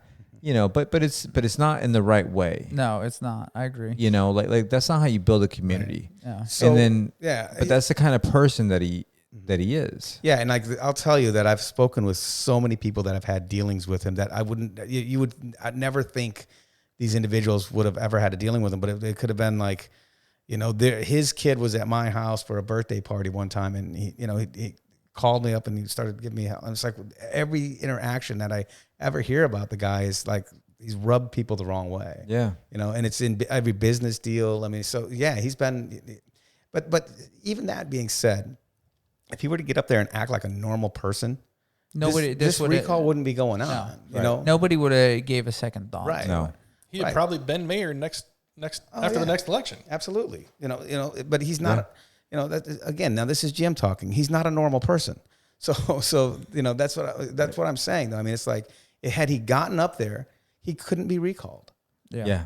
You can't be recalled for being an asshole. Right. Because you got more votes than the other guy got. And that's all it takes to get elected. I mean, like the sheriff is a very important person in the county, right? All it takes is one more vote than the guy below you, and you're the sheriff, man. I mean, that's the only qualification you need for any of these elected positions. There's no resumes. I mean, you go straight to the people and you say, if you like me, vote for me. Generally on those positions, you're going to have someone that's qualified in order to get the votes. But the only real qualification is one more vote than the other guy. Yeah. That's it. So, I mean, he won. And so if he'd been normal, just acted like a normal person, and he could have, been jerkish and all of these things, there would not be a recall. Yeah, I'll give you credit because I did watch a couple of them, and it seems like he goes after you quite a bit. Oh, yeah. And you actually, you stay pretty calm. So how do you do? What's your tactic? Well, I drink a couple of beers before the meetings. I'm totally kidding about that, people. I'm just joking, but I could do that. It's no law about I can't. I'm just letting you know.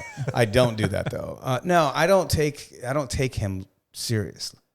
I think he's a clown, and I'm just like legit. It really pisses me off because he could do a lot of damage to the community. But me getting angry and I've shouted him down a couple times, but me, not carrying myself professionally and, that's not going to do the city any good. I'll let him ramble and go off and say whatever he wants about me. He gets his little people up there to, with his little scripts, and they read off a bunch of lies about me, and they bash me on Facebook. And I've got 20 years of being bashed on Facebook or whatever. MySpace, it used to be, I think. I don't even know. but Before it was Facebook. But it doesn't, those little jabs and needles that he throws at me don't mean anything to me. They're nothing. That's a good way to put it. I got a great family. I got a wonderful career. I live in a really kick-ass town. And so, for me, it's like, I'll sit here for 4 hours and I'll let you lose your stuff. And he does, man. Like the last meeting, he was out of his mind. I don't know if any of you saw that, but he was getting up and he was almost standing up and slamming shit down on the dais. And I'm like, dude, I don't think I saw that. Oh, it's crazy. I mean, he lost it. And so we should just start showing that on our feed. So actually, that's a good clip. I feel like it's probably party at my house tomorrow to watch this meeting. Okay. Hey, it's public record though. Can we share it straight from YouTube to our YouTube? Because it's public record. Yes, you can. Because YouTube has different policies, though. Like, if we took it off YouTube, it's technically owned by somebody, so we can't just show it. But if it's public record, I don't know if that applies. Anyways. You may have to. We'll figure that out. Yeah. But you can actually, you can just show them live, man. Yeah. Just maybe we just go Facebook Live tomorrow. Yeah. We can go down there. Oh, Jesus. Yes. That would be good. That would be good. Yeah. Can we get 5 minutes? 5 whole minutes? You get 5 minutes on every single issue. All right. So on every single issue I have? No. Everything's on the agenda. Everything that's on the agenda, man. Oh, there's crap. 5 things on there. Yeah. So, 25 minutes? Yeah. So you get. I'm going to wrap them all back up to taco truck, though. I You know understand? At the very end. No. I get you. That's fine. But I know people do that. It's hilarious. They're like, oh, and by the way, what are we want to recall this guy? Yeah. Yes. We probably all wouldn't be so angry if we had taco trucks here. Exactly. That's exactly right. Yeah. Or drink open containers. On Indian River Drive, right? I feel like that's something we can get through. I mean, that's. No. I feel like that's a there's great idea. No question we can get that done. Yeah. We'll have to talk about how to make that happen. Yeah. I agree. Okay, with so this. we were I think it'll be fine. we were a hard no on casinos.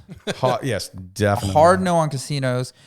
We think Iffy taco on taco trucks is truck. difficult, But we think we can get open container We're done. solving the problems tonight, buddy. Okay. Yeah. So just out of curiosity, what's the process on that? Is it has to be on the agenda somehow? Is that from one of you guys? Yeah, I mean, so I know a guy. So yeah, in order to get that done, I would the total process would be me starting off with a conversation with the city manager and saying, "Hey, man, I was thinking that maybe we could do an open container on the riverfront. What do you think about that? Because you'd have to have him on board in order to sell that to everyone else. Okay. And then, because I want it to be his idea, right? Because, Well, and he's going to think of the bigger picture, or not that you Right. wouldn't, but he's going to think, he's probably going to know maybe some more of the problems that might come absolutely. along with it. Yeah. And what else would probably have to be written into the law or the charter, like there's probably going to need additional ordinances for intoxication on the waterfront or something, you know what I mean? Like, Right. you don't want people stumbling out into the middle of the road either, so you're going to want people to be able to have a drink, but not necessarily Get trashed. Yeah. Yeah. I don't know how you But do hopefully that, as an adult, you don't do that. yeah. exactly. Often. Yeah. Often. Exactly. It's okay if you do every now and then. Yeah, at your house. So they would just draft up an ordinance. We'd read it twice, and it would be the law. Right. Okay. It could be Is done that in a 3-2 vote? 3-2 vote. Oh, yeah. Damon, can you vote for this one? He's not on the waterfront. Well, if- I don't think he's gonna. well, I think, no. He's kind of on the waterfront. somewhat. His bar would be allowed in that because we would have to do everything in the CRA, Not all the bars he's Okay. lost. but right? the bar he So has currently. or you could do it like everything, east of the railroad tracks. Okay. okay. Yeah. That way, Paradoia would be, that'd be great. for Paradola, Paradoia. Mash Monkey, Dude, I'm the all in on this. Village Tavern. I'm with you. I think Yeah. it'd be You know fun. what I'm saying? And then, and there's a couple of other little university. I bet you'd see some more pop-up bars in there too. I would enjoy a stroll. Oh, and you could do it We like could do just pedal on- pub for sure. You could just do it like for Friday and Saturday or nights too. Now I know I just made you guys angry Yeah. by doing that. No. But I'm just saying. I'd be okay with that. I'm just saying that place is. I mean, it kind of dies a bit on like Let's do Tuesday evenings. Let's down do there. Thursday, Friday, Saturday. Ladies' night. Are we allowed to have ladies' night? We need to make that ladies' walk night. all Although- of us, They're all of us spaced out pretty old well, married too. men worried about ladies' night. Yeah. Whatever. Yeah. The bars are spaced out like about a beer between each of them. I'm with you. So it's, They are. it I think works out. I think it'd be great. That would be that's a great idea. You start it like Mulligans. But that's Just my idea, Jim. walk So north. whatever So- whatever tax can I He's get not a in Sebastian portion of though, that? so But- we're going to go ahead and take credit for this. Yeah, I'm with you in this, Tom. Uh, So Jim, if I'm somebody that is interested in politics, sell me on why maybe if there's 5 seats that are coming up or 4 seats, right? Because you're going to be reelected. If there's 4 seats that are coming up for reelection or all 5, whatever, why should they get involved? Well, I mean, the bottom line is locally you can make a difference. I mean, there's so many things in Sebastian that have changed in the 20 years that I've been involved, and I can see my signature on so much of it. And there, I take great pride in that, and taking a ride down Indian River Drive, and and just seeing how beautiful that is, and even going to the village shops, and all of that cool stuff when you go down and you have like light up night. I don't know if you've ever gone down for a it's light up great. night for Christmas, and we have our amazing festivals, and you're involved in all of that stuff. And like the Freedom Festival is fantastic with the parade and the beautiful firework display. And I mean, we make those things happen, and it just, you can be a part of something good. And as long as you care about your community, I know I've been on council for a long damn time, and I've had a lot of council members that have disagreed with me on many issues. And I'm okay with that because I'm just one person, right? I'm just one person. That's why we have a council of 5, because one person's not always right. Just because I think we shouldn't have taco trucks doesn't mean we shouldn't have taco trucks, right? absolutely. So Yeah, because sometimes you can be dead wrong. exactly. In this instance, understand you're that. dead wrong. Yes, I understand that. So if 3 council members wanted the food Taco trucks, trucks, then that would happen. gonna happen. And so, I would be okay with that. You know what I'm saying? It's like, I'm just one guy. I can see a lot that I've done and been involved in and made happen. And I'm super proud of all of that, but I'm still just one guy. Right. So you can make a big difference. What really annoys me about the situation we're in right now is that one guy is trying to destroy everything that we've done. So if you care about the community, get involved. I've disagreed with a lot of people. No worries. I can disagree with a lot of people. It's no big deal. But if you're doing it for the wrong reasons, stay clear. Yeah. By the way, you've Absolutely. disagreed with the Army lady.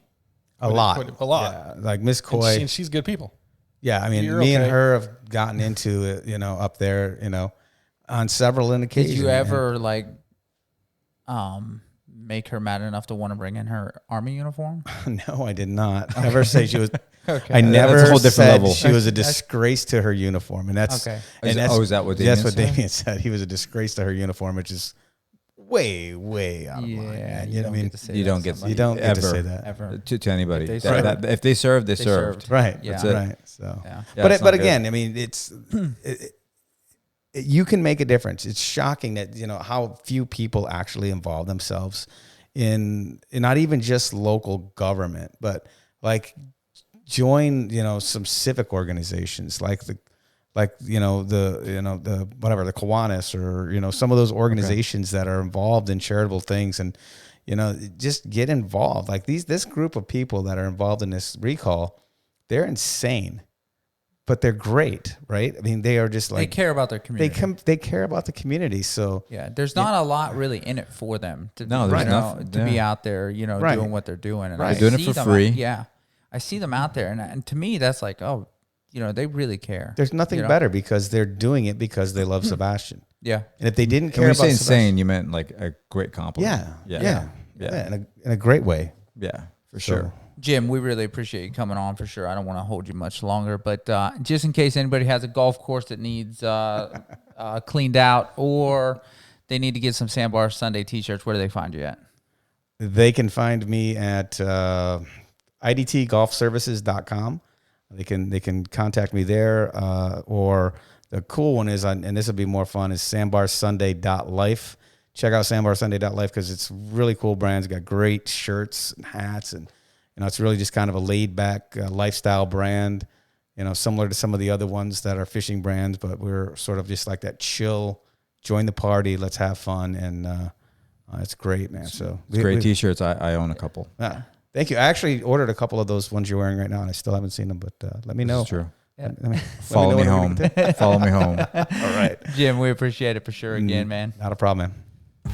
All right, guys, as always, we appreciate you listening. If you got any questions, comments, or concerns, you can email us at fullgorillalife@gmail.com. Make sure you check us out on all our social media, Full Gorilla Life on Instagram and Facebook, and at Gorilla Full on Twitter. Yeah, so I basically have nothing to say here. No, you're supposed to say, make sure you listen and subscribe on your podcast app of choice. And visit our website, And visit fullgorilla.life. I got you. I'm just saying because, you did almost all of it. Anyways, ladies and gentlemen, thanks. It's a wrap. Have a great day. Adios. All right, later.